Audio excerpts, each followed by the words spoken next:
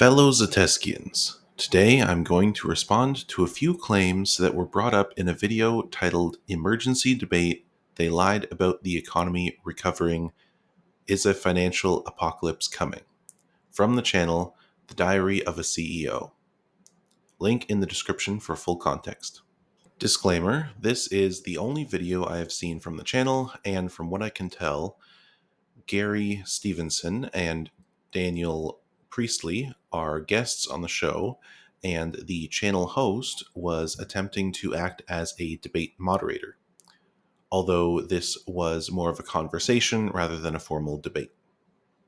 Gary is from the UK, born in 1986, and struck it rich shortly after 2009 by doing some day trading. To paraphrase his own words, he bets on the economy collapsing and continues to win those bets every year from 2009 to 2024. Daniel is from Australia, born in 1981, and has started or purchased many companies over the years, most of which failed. His ideology appears to be that if 90% of companies fail, then he should start 10 companies so one will survive. The topic of discussion is how to eliminate poverty in the UK and the USA, or more broadly, in capitalist nations around the world. Gary's strategy is to tax wealth instead of income, and to aggressively go after international corporations for attempting to hide profits in low-tax countries. Daniel's strategy is to lower income taxes, lower corporate taxes, and cut government spending in hopes to attract more entrepreneurs to these nations and keep the existing wealthy people they already have, who disproportionately fund the government because of their disproportionate income. The two men never define many of their terms, but by reading between the lines, it sounds like they define success for an entrepreneur as accumulating more than $10 million of non-speculative assets, excluding housing. Gary talks a lot about the cost of living crisis with regards to housing, food, and education. He brings up terms like the 50th percentile or the typical taxpayer. He also discusses how income taxes used to be much higher in both the UK and USA back before the 1980s. Daniel talks a lot about the Economic Freedom Index. According to him, there is a correlation between nations with higher economic freedom index and lower poverty levels. I did some brief Googling about it, and this index seems to have nothing at all to do with the cost of living. One thing that neither of them mentioned was the difference between median income versus average income. I think the conversation would have been more productive if they were on the same page about this. On one hand, yes, lowering taxes and cutting government spending can increase GDP. On the other hand, increasing wages and having a stronger middle class does allow a higher percentage of entrepreneurs and startup companies to succeed, which also increases the GDP. The difference in those strategies lies in the difference between annual GDP per capita versus median income. If the annual GDP per capita is 500K, but the median income is 40K, then you know a handful of millionaires and billionaires are driving the GDP, and raising the GDP will not directly impact 90% of the population. Both of them agree that monopolistic companies attempt to destroy startups that threaten them, and it is much easier for modern companies to do that compared to when Steve Jobs was disrupting IBM's monopoly in the past. Both of them agree that the education system is completely out of date. The jobs that it prepares people for are rapidly being taken overseas or automated, and the education system is more geared towards industrial revolution rather than the age of the internet. Daniel thinks more young people should be taught how to start their own businesses, and Gary thinks young people should be taught about macroeconomics. It is shocking how many adults think their area of expertise should be mandatory curriculum for everyone. Let me know in the comments if you think your area of expertise should be mandatory in school.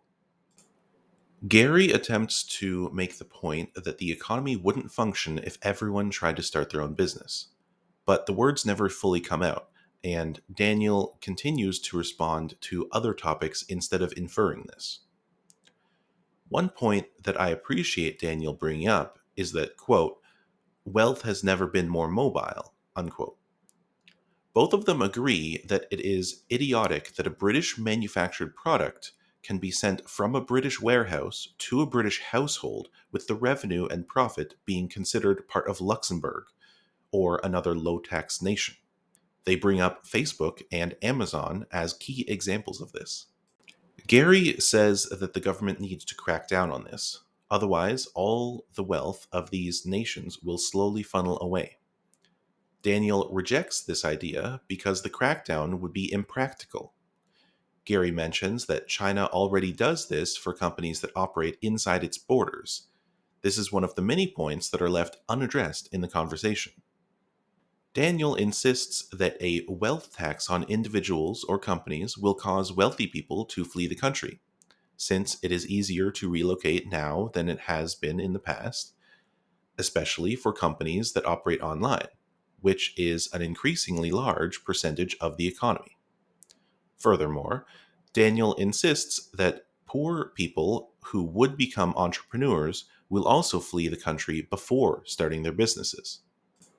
Gary counters this by posing a hypothetical about a working class person who is told that if their startup business succeeds, their wealth will be capped at $30 million, or perhaps $50 million, or that a high marginal tax rate might apply to wealth they accumulate above $10 million.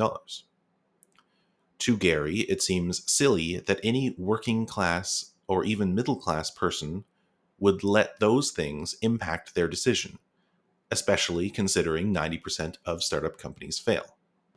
If Daniel is correct, this would lead to a bunch of low income or unemployed British people moving to Luxembourg to start an online business and have most of them fail within a few years, left homeless with immense debt and a gap on their resume which will hinder their future job prospects, as well as damage their credit rating to be able to attempt to start a second business.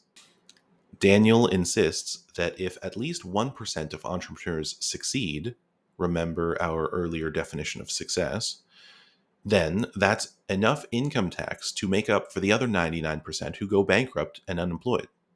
Daniel insists that entrepreneurs are the backbone of the economy, and that's a statement I'd really like to dig in on. I'm going to switch to Canadian statistics so it's easier to relate. In 2023, approximately 2.6 million Canadians were self-employed, of which 1.8 million had no other employees beyond themselves. A further 530K have 5 employees or fewer, which leaves about 230K self-employed people with more than 5 employees. This is a fairly normal year for Canada. The percent of the workforce that is self-employed has been between 12 and 18% since the 1970s.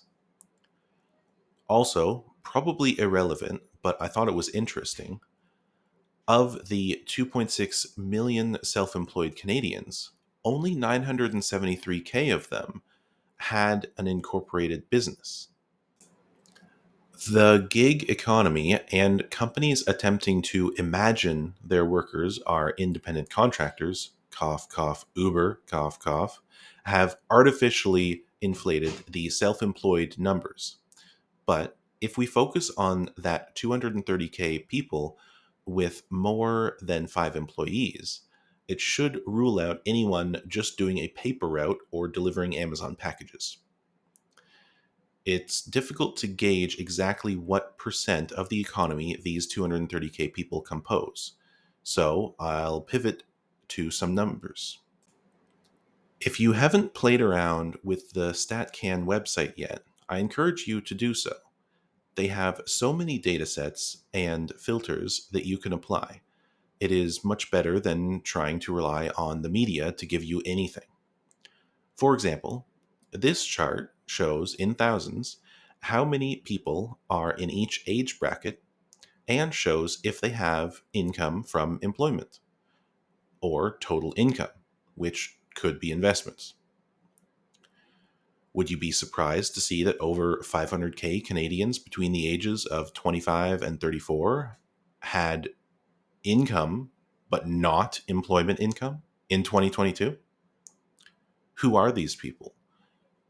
How does this line up with how many people got COVID funds or EI? You can use the link in the description to check for yourself. For reference, non employment income in this chart can be any of these things.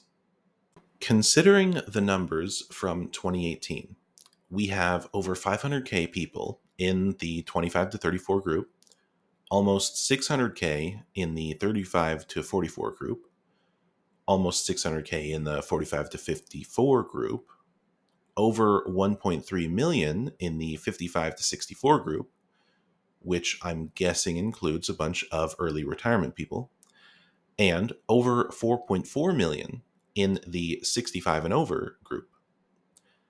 That's around 7.4 million Canadians who have income but not employment income in 2018, out of a population of 37 million at the time. And I'm guessing there were around 4 million people aged 0 to 14 at the time, based on the numbers for other age groups. Which means only about 25 million people were employed that year. So, can 67% of the population provide the labor to sustain the entire population? Yes, clearly. We did that in 2018.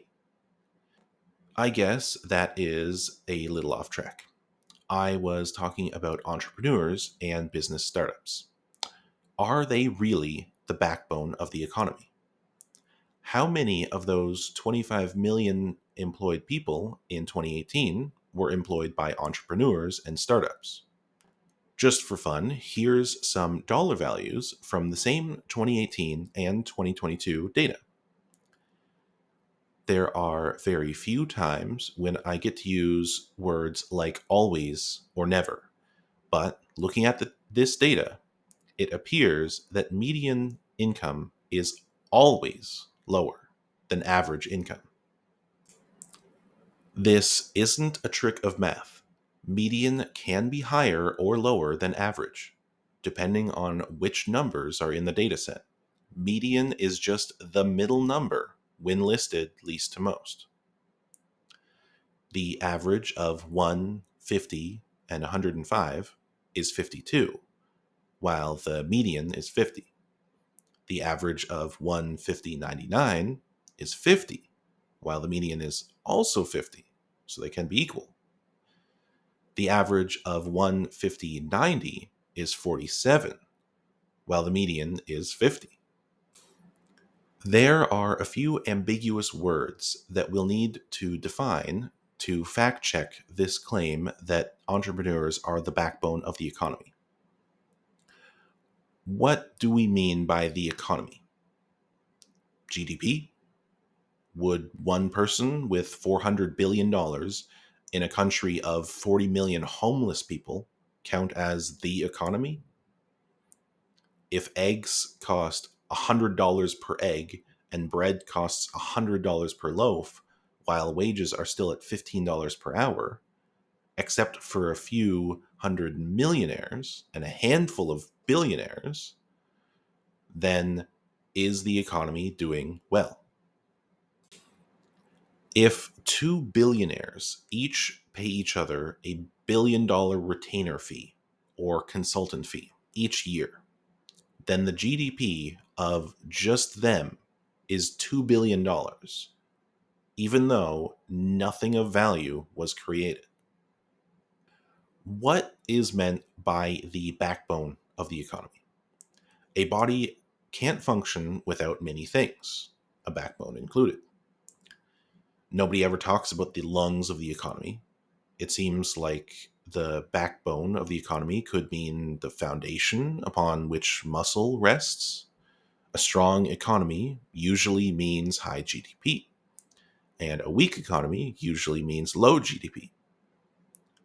Strength is derived from the muscles, so the economic transactions and the ability to do those transactions would be the muscle of the economy. So, what foundation is needed to allow people to have the ability to do economic transactions? I think Daniel would argue that entrepreneurs, employers, and job creators are necessary to pay workers so the workers can afford to purchase things from those employers, which would mean that the employers are the backbone and the workers are the muscle. I think other people would argue that the government is the backbone of the economy. Without protection of property rights and a currency to trade in, we wouldn't be able to have economic transactions. We could still have something like the gift economy, as used in some parts of Papua New Guinea, but it wouldn't be recognized as a capitalist economy by most people.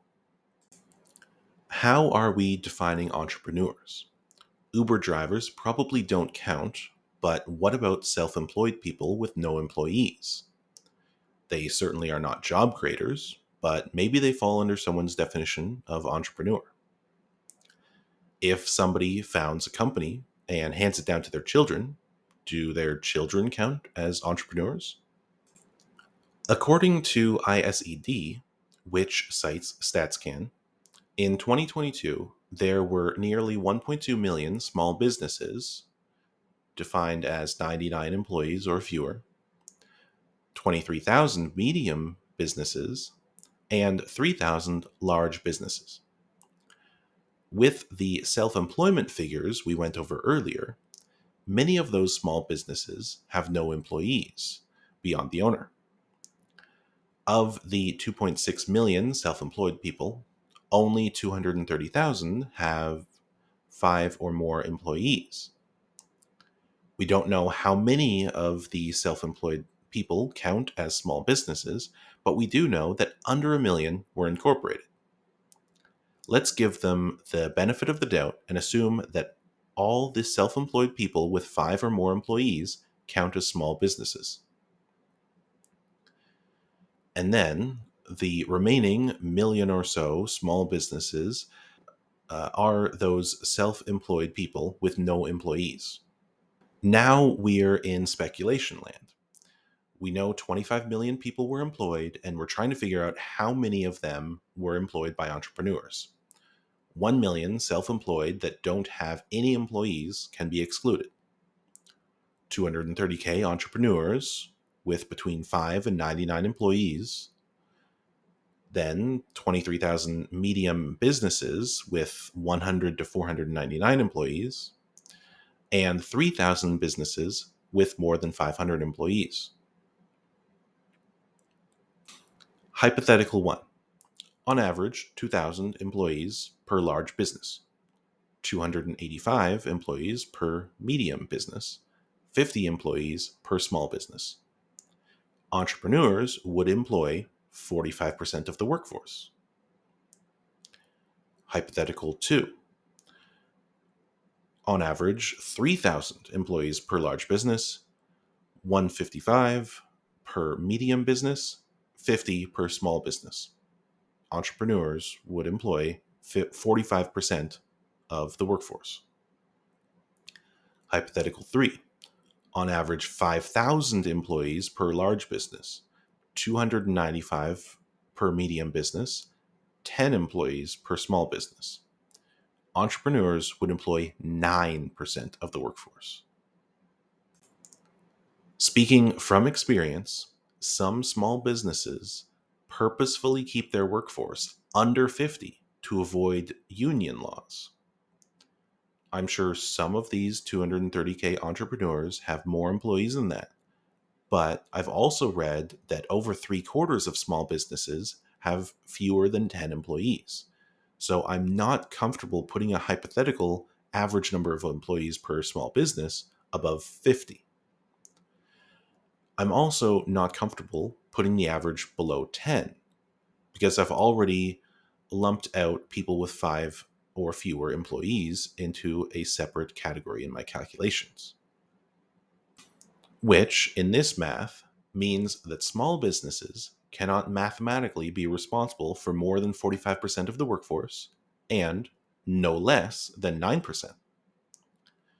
Now, believe me, I did all those calculations before I finished reading the ISED document. And wouldn't you know it, they have more data beyond the first chart. In this second chart, it says that only 17.2 million Canadians were employed in Canada in 2022, which is significantly lower than the 25 million I was expecting based on Statcan number of people with employment income. Does that mean almost 8 million Canadians work for foreign companies? Maybe it means some people had employment income, but we don't know the size of the company they worked for. ISED is using StatsCan as a source, and so am I. So perhaps there are some inconsistencies in the data. I'll go with the flow. Let's take the ISED numbers at face value. Okay, 17.2 million Canadians were employed in Canada in 2022, of which 46% were employed by large businesses, 15% by medium businesses, and 39% by small businesses. But wait, public sector companies can't be entrepreneurs because Daniel wants to decrease government spending. So another 930K people are excluded from the count of people employed by entrepreneurs. And let's not forget, 90% of small businesses employ fewer than 10 people. And half of small businesses have 0 employees beyond the owner. So 5.7 million people employed by small businesses, 1 million of those are self-employed, no employees. 4.7 million is about 27.3% of 17.2 million. 27.3% of the Canadian workforce were employed by entrepreneurs in 2022, assuming that all small businesses with at least 1 employee beyond the owner count as entrepreneurial businesses. Does 27.3% sound like the backbone to you? Literally less than the number of people who were employed in the public sector, 4.9 million. Slightly more than the number of people employed by large private sector companies, 4.4 million. Then we have 2 million employed by medium businesses and 1 million self-employed with no employees. I think I would appreciate if small businesses were the backbone of the economy. But based on these numbers, it looks like the government and public sector is the backbone, with large businesses and small businesses being the muscle, and medium businesses being the ligaments. Side note, and this is probably a silly question. Why do government employees need to pay income tax? Why bother keeping that money in a separate pile and doing all the extra paperwork? Wouldn't it be simpler to have government income be non-taxable and offer lower salary ranges on job postings to account for that, so the take-home pay is the same? Then you can reduce the government expenditure by that amount while also reducing government revenue by the same amount. Maybe get a tiny bit of saving in not having to process income tax returns for 28.8% of the workforce. It seems like the more I learn about the economy, the less I understand. And I passed the point of not understanding anything many years ago. What about you, Statskians? Do you think entrepreneurs are the backbone of the economy? Do you understand macroeconomics?